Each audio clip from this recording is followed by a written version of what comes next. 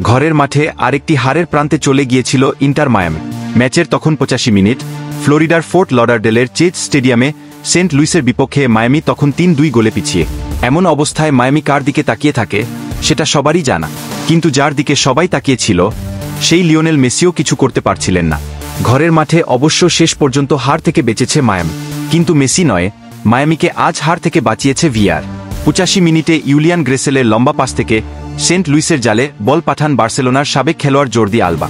সঙ্গে সঙ্গেই আনন্দে মেতে ওঠে চেজ স্টেডিয়ামের গ্যালারি। মুহূর্তেই আবার সেই উচ্ছ্বাস যায় থেমে, কারণ সহকারী রেফারি যে পতাকা তুলে অফসাইডের সংকেত দেন, কিন্তু মূল রেফারি ভিআরের সাহায্য নেন।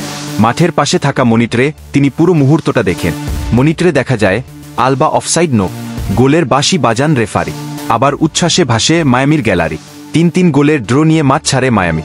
এর আগে ম্যাচের 15 মিনিটে পিছিয়ে পড়া মায়ামিকে 10 মিনিট পর সমতায় ফেরান মেসি। 41 মিনিটে আবার পিছিয়ে পড়ে মায়ামি। প্রথমার্ধের যোগ করা সময়ে তাদের সমতায় ফেরান বার্সেলোনায় মেসির সাবেক সতীর্থ লুইস সুয়ারেজ। 68 মিনিটে তারই আত্মঘাতী গোলে 3-2 পিছিয়ে পড়েন মেসিরা। মেজর লিগ সকারের ইস্টার্ন কনফারেন্সের পয়েন্ট তালিকার শীর্ষে থাকা মায়ামি গত বুধবার নিজেদের মাঠে আতালান্তার কাছে 3-1 গোলে হেরেছিল।